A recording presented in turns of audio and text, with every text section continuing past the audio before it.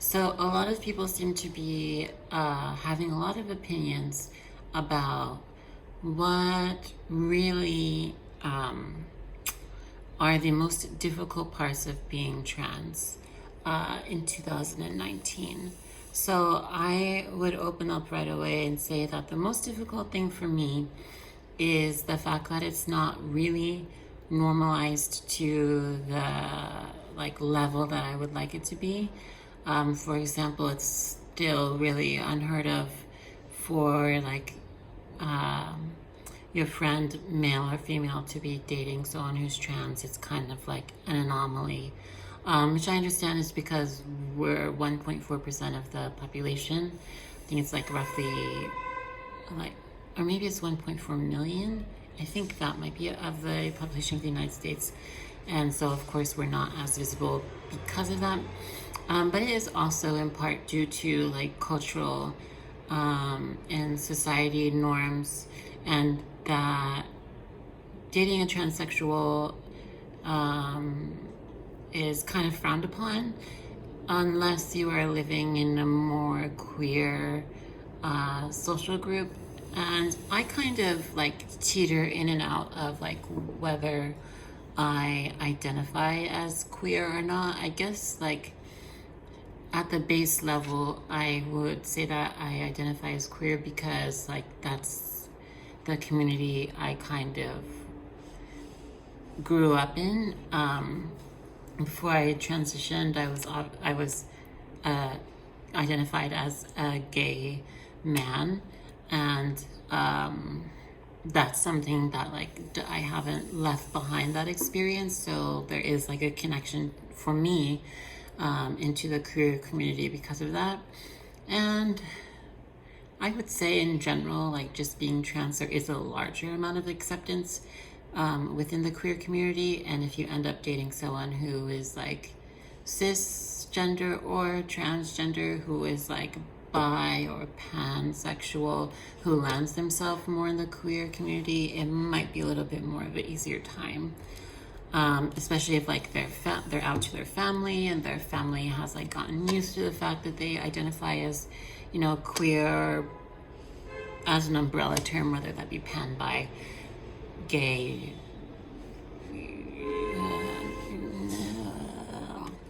whatever. Yeah.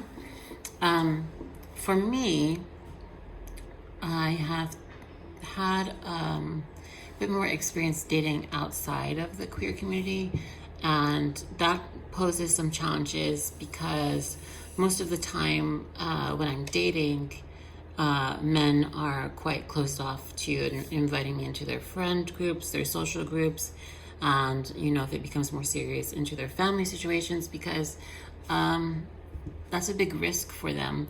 They don't know the same way that we don't know. If you think back to when you're first coming out as trans, or if you're gay or queer or bi or whatever you identify as, if it's anything but the norm, it's quite scary. You don't know what will happen, and some people's parents are more bigoted than others, and I've dated men who would get disowned by their family if they knew that they were dating someone who was trans, for example, because they would consider that some sort of queer act, for example. And I'm not really here to define whether dating a trans woman is queer or not. I think it's fine either way. And that's just how I live with it. Not live with it. That's just how I see it. To me, queer and heterosexual relationships, cisgender heterosexual relationships, transgender relationships, they all are equal and capable of love, romance, attraction, longevity, all of these things.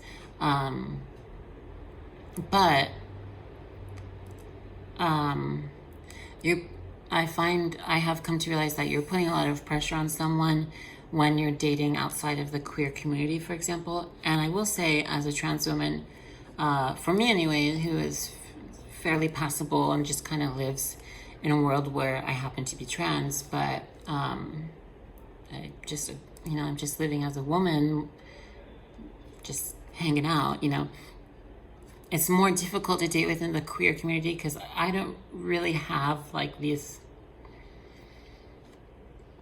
I don't know, I don't really have like the strings that really connect me to it, or I haven't really found, men, trans or cisgender, that are attracted to me who are deep within the queer community. So it's typically just like straight cis guys who I will end up going on dates with or dating, and the risk for them is just so great.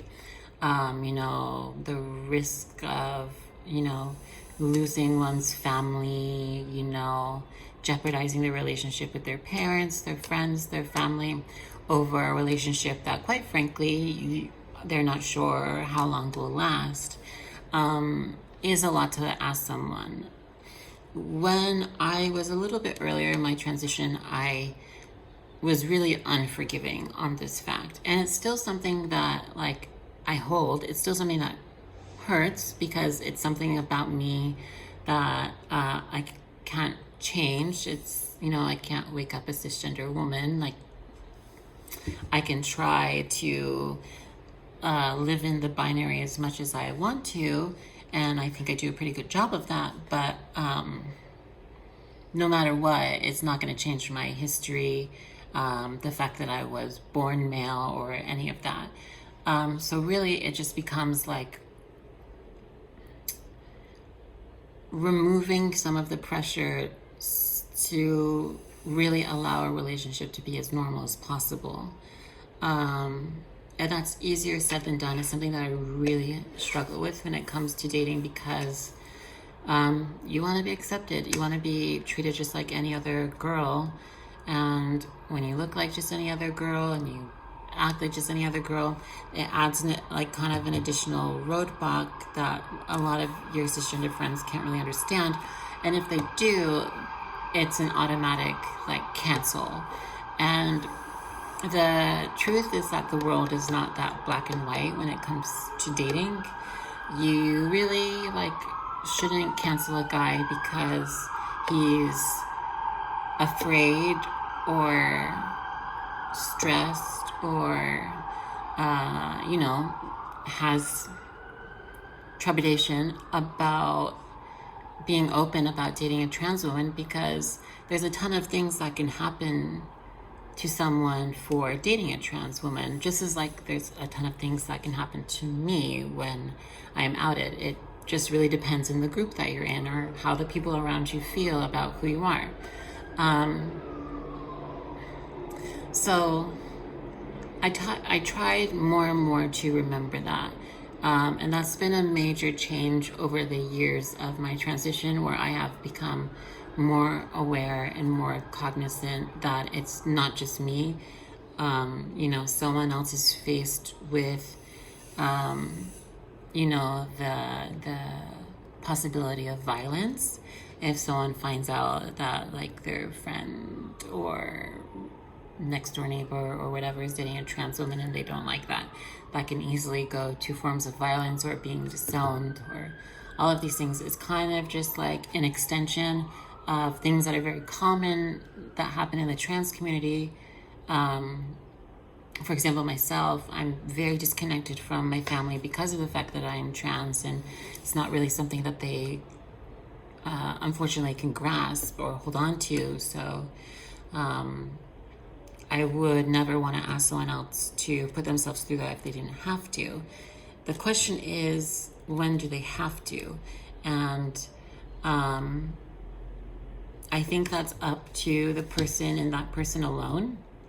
I think if you're trans and you want to have a healthy relationship, you kind of have to leave that section of it alone, because the more you prod and the more you focus on it, it's gonna stunt the growth of your relationship in other directions. And I'm not talking about a guy who will only hang out with you at his house to hook up, to have sex. I'm talking about a guy that goes on dates with you, in every other way of the world, is or is your boifriend, but is just keeps you away from the family things, keeps you away from like the friends that he knows would have an adverse reaction if they knew that he was dating someone who's trans. I would say on the other side of the coin, it is like the man's job to kind of make sure that they're not taking advantage of the situation, that that their partner gives them like the liberty or the leeway to kind of like keep them secret in certain circles. Like that doesn't mean that like you like have another girlfriend or like a side thing, or that you avoid her, or that like you neglect your girlfriend. It just means that you have an understanding that like your relationship still exists, and that you are committed to, you know, being in spaces mostly where that relationship can exist, but understanding that there's some places where that relationship cannot physically go. And that's one of the hardest things when it comes to dating as a trans woman, to like really see that and not accept it as a reason to break up with someone. Because if you were just to tell some random person, oh, you know, like my boyfriend pretends that he doesn't have a girlfriend around his family, or like this group of friends, they'd be like, whoa, that's so shady, blah, blah, blah. And the thing with being trans is that it's many layers deep. And you really have to understand the background of wanting, if you really love and care about something, you really do want to make sure that that something doesn't get hurt for loving you. And I think that's like a struggle. It's not just like, oh, snap, done. But it's something that you have to have like a dialogue about, and like have a conversation about, and have an understanding of like why that happens. Because if you flip the table, many of us who are trans have been through experiences where they have been rejected from society or from their family. And if I could have it a different way, I probably would. So I can't really judge someone else who has the ability to have it another way. I hope that makes sense. But that's been like one of my honestly biggest growing moments as a trans woman, is kind of having like a deeper comprehension and not lowering my expectations, but changing my expectations. And now I'm just exploring a little bit more like, okay, so what is that type of relationship look like? And how do you sustain that type of relationship? And it's a fair question. Is a relationship like that sustainable or not?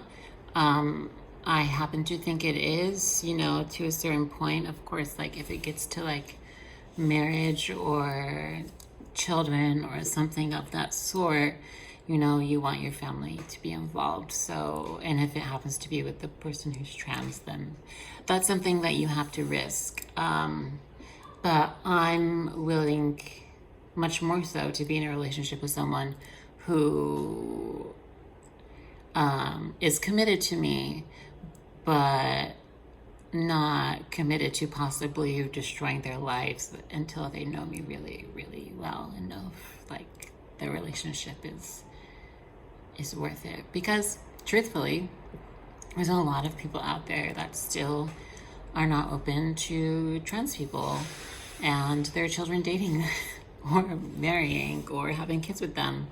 And that's just the reality. And you can either be sad and alone and miss out on meeting some pretty cool people because of what their parents think, or you can mature and kind of learn to grow with what the world gives you. That's all for now.